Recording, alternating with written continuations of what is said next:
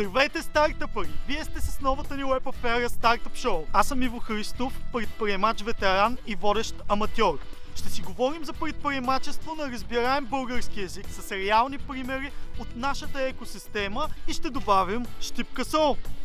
Касова, Иво. Нали трябваше да вземе бакпулвер? Давай, снимаме. Да. Здравейте от мен. Аз съм Никола Янев, президент на предприемаческата организация Start It Smart и основател на блогът Entrepreneur.bg. В днешният епизод ще видите. Не започвам, защото нямам идея. За да стигнем до тази идея, сме минали над 10 версии. 95% от българските стартиращи компании признават, че първоначалната им идея няма нищо общо с бизнеса, който развиват в момента. Идеята си е важна, то идеята е какво ще правиш. Идеите се променят и еволюират с развитието на компанията. Една от основните причини, която спира младите предприемачи, е идеята за бизнес. По събития и конференции много често чуваме извинението. Не започвам, защото нямам идея. Само да го измисля и започвам веднага. Мога, искам, но само с гениална идея успехът ми е в кърпа вързан. Но без гениалната идея сме обречени на глад и мизерия.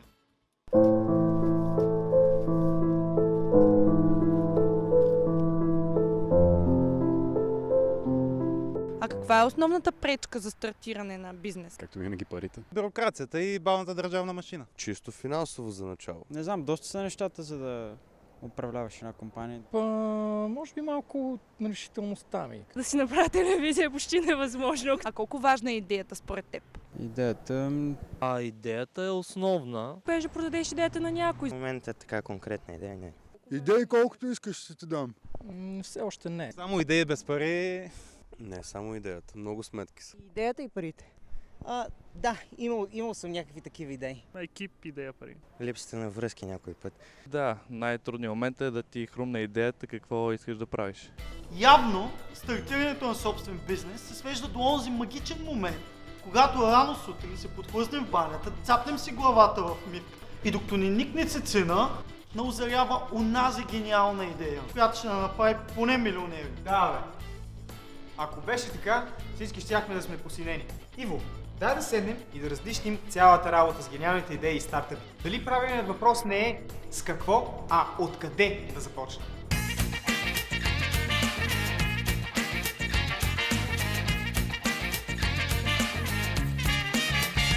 Може би, идеята наистина щеше да е най-важното, ако трябваше да я измислим веднъж и никога повече да не е променено. Нещо като паметника пред НДК. Но в бизнес света не се случва точно така. 95% от българските стартиращи компании признават, че първоначалната им идея няма нищо общо с бизнеса, който развиват в момента. Като всеки един стартъп, тръгнахме с съвсем различна идея. Всъщност, какво направихме тогава? Имахме няколко продукта, прототипа, които бяхме направили за телевизор, за климатик. И решихме да видим кое ще се продава най-ново. Идеята за да автоматизираме климатиците събра най-ново покупки в началото и затова почнахме нея. Първоначалната ни идея беше да стартираме бизнес, който се занимава с търговия на сноуборд стоки. Видяхме, че силата ни реално е не в това да управляваме ние онлайн магазин, а да помагаме на други хора да правят онлайн магазини. Това вече беше момента, в който решихме да напуснем работа и да основем компанията и да се занимаваме само с това. Ако не бяхме тръгнали да правим онлайн магазин, никога нямаше да се роди тази идея. Първоначално започнахме идеята като маркетплейс, който да свърза дизайнери с хора, които си търсят работа. След това всъщност видяхме, че не е това ключа и контент е много по-ключовото нещо, съдържанието на самото CV. Ние, за да стигнем до тази идея, сме минали над 10 версии сериозни на продукт. Заформя се тенденция. Идеите се променят и еволюират с развитието на компанията. Колкото и да ви се иска да измислите всичко от А до Я в комфорта на своя диван, това няма как да стане. Много хора вярват, че пътя на предприемача е линеен. Ако измисля добра идея, става милионер зелено, разся салфетки по дискотеките и съм цар.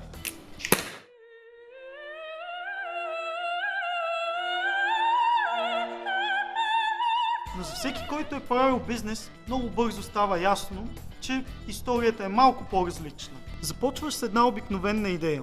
Често просто копираш нещо, което работи другаде. При първия сблъсък с реалността се оказва, че тая работа не е точно така.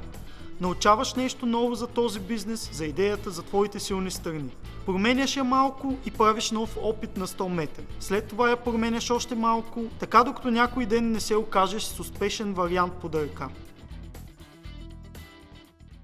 Идеята си е важна, идеята е какво ще правиш. Ама въпросът е, че много хора мислят, че измислят една идея и край. Всъщност то не е така. Когато измислиш една идея, отиваш при пазара да тестваш, осъзнаваш, че хората не го искат в черно, искат го в червено, примерно. Не е важно да имаш идея за милиони или да е супер секси. Най-важно е това, което правиш, да си отдаден на него, да ти харесва и да го разбираш най-вече. Имайки една идея и работейки да осъществиш, да ти дойде нова идея, която да се окаже много по-добра.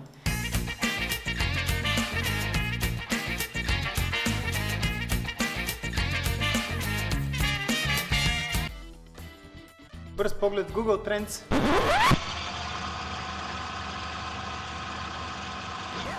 Показва, че хората масово търсят идеи за бизнес в търсачката. Повече от това как да ги финансират, да изградят перфектният стартъп екип и в пъти повече от това къде да намерят покемони. Явно очакванията са, че някъде там съществува уебсайт, където всички бизнес идеи са подредени и сортирани по успешност и печалба. Чудесно! Но това е безмислено и тъпо, защото идеите са релевантни спрямо човека, който ги изпълнява. Например, представете се, че имам пари да започна какъвто и да е бизнес. Добра идея ли е да започна строенето на апартаментен блок в София? Да, не? Абе, зависи. Аз имам опит в изграждането на IT компании, изграждането на IT екипи, мотивиране на програмисти. Нямам никакъв опит с бетони, кофаражи, бригадири и каквото и да е строителство. За мен това би било трагична идея. За Па Иван обаче може и да не е. Той работи в строителната индустрия от 30 години. Какво ли не му е минало през ръцете? Ръководил е бригада, построил е над 15 подобни сгради. На някой е бил само работник, на други ръководител на бригадата. На последната сграда е бил точно под инвеститора. Има брутален опит, познава всеки детайл от процеса. Има контакти и знае всички подводни камъни. Ето, за него нещата изглеждат доста по-добре. Виждате ли разликата? Една идея може да е добра за едни и ужасна за други. Потърсете вашите силни страни. Понякога те са лесни за откриване, а понякога трябва да започнете нещо друго и да променяте, докато не откриете отговора. Запомнете, няма перфектна идея за всички на този свят. Но има перфектна идея, която е идеална за вас и вашият екип.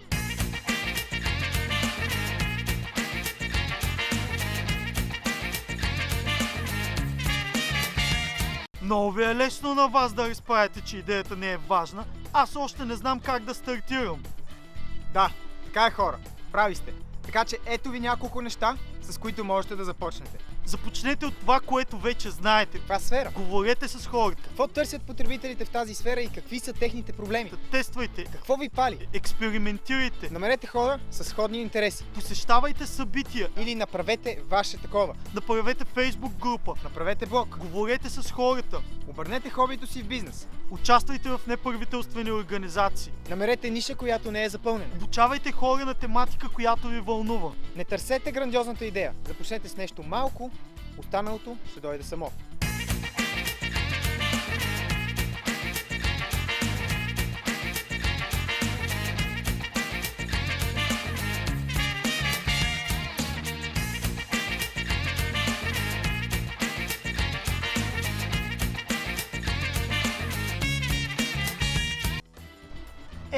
Едно е сигурно.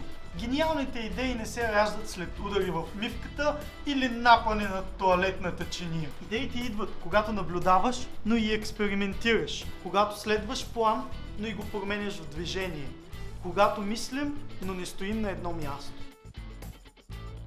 Най-просто казано, идеите идват, когато действаш. Затова не отлагайте днешното стартиране за утре, действайте сега. Това беше всичко от нас за днес. В следващия епизод ще си говорим за парите или тяхната липса при стартирането на бизнес.